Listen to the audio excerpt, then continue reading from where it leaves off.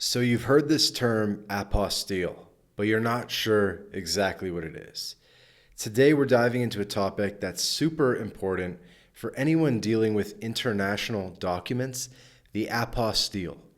Some people say apostle, I like to say apostille, but tomato tomato. Whether you're moving abroad, applying for dual citizenship, or handling foreign legal matters, this little piece of paperwork can be your best friend. But what exactly is an apostille and why do you need one? Stick around, let's break it all down in this video. And let's start with the basics. What is an apostille?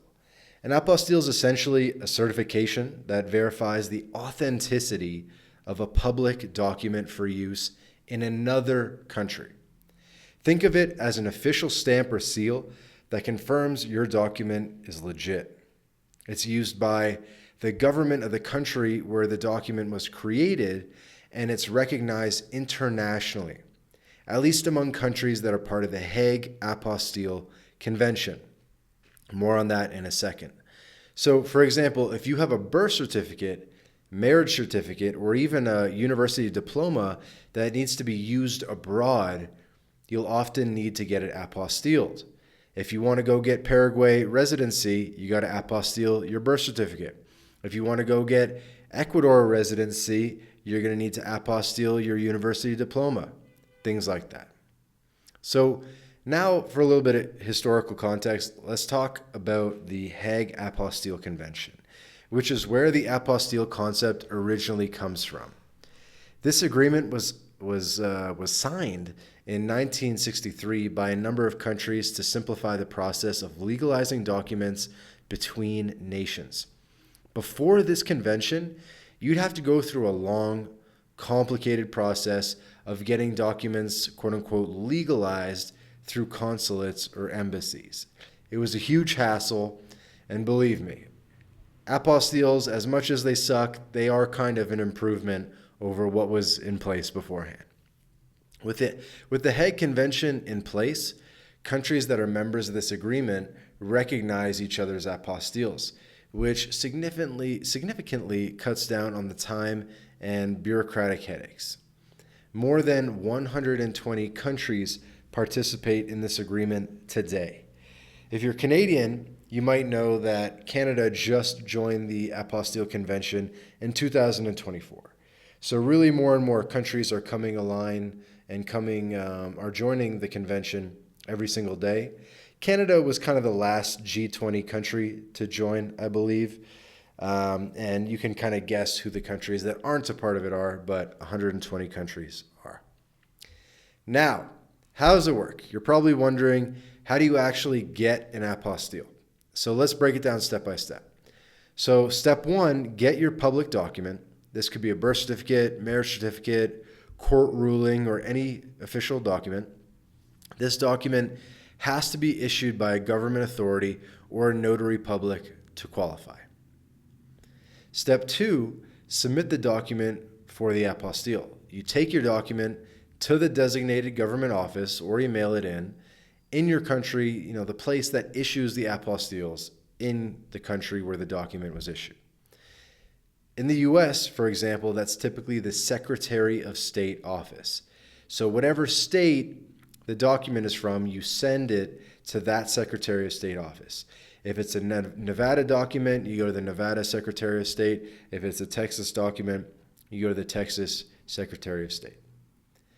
Okay, step three, you get the apostille issued. The government office verifies the signature, the stamp, or the seal on your document, and once they confirm it's legit, they attach the apostille certificate to it. This certificate has an official seal, signature, and details about who signed the document. And then step four is using it abroad. Once your document has the apostille attached, you can use it in any of the countries that are part of the Hague Apostille Convention. No further authentication is needed. And for most documents, it doesn't expire either. So once you apostille it, it's pretty much good for life.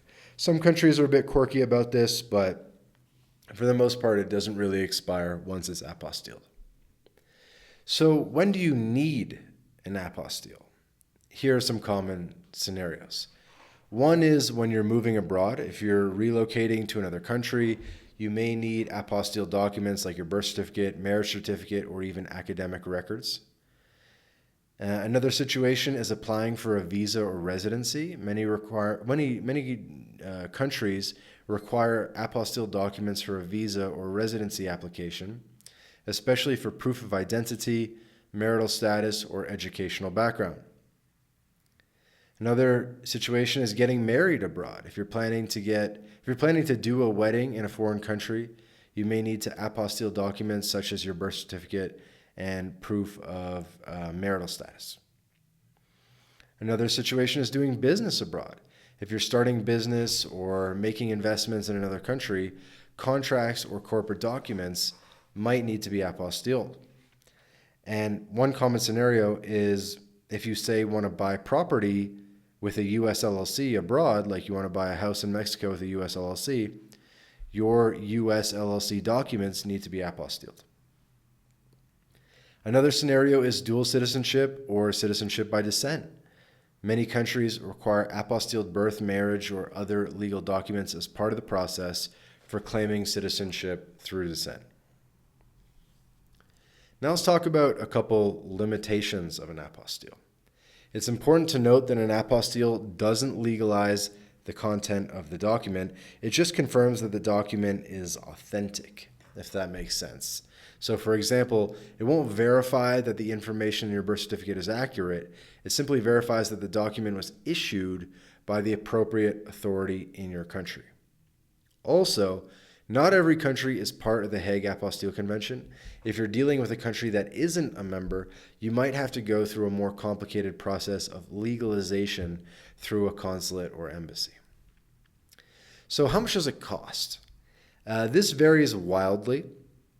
The cost of getting an apostille can vary depending on where you are, where you're shipping it from, where you're shipping it back to. In the US, for example, the government agency itself, like the Secretary of State, typically charges around $10 to $20 per document, but prices can vary by state and by country.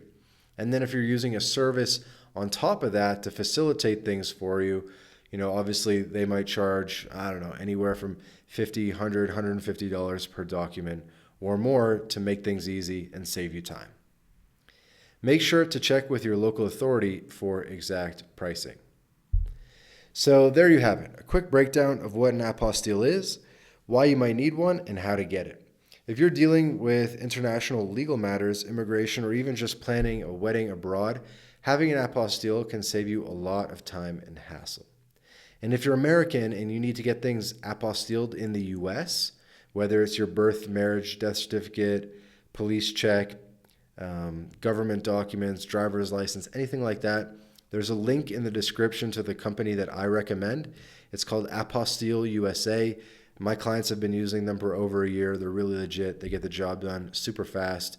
So link in the description for Apostille USA if you need to get anything apostilled in the USA. If you found this video helpful, please be sure to give it a thumbs up and subscribe for more content on international documents, visas, and global living. Thanks for watching. See you in the next video.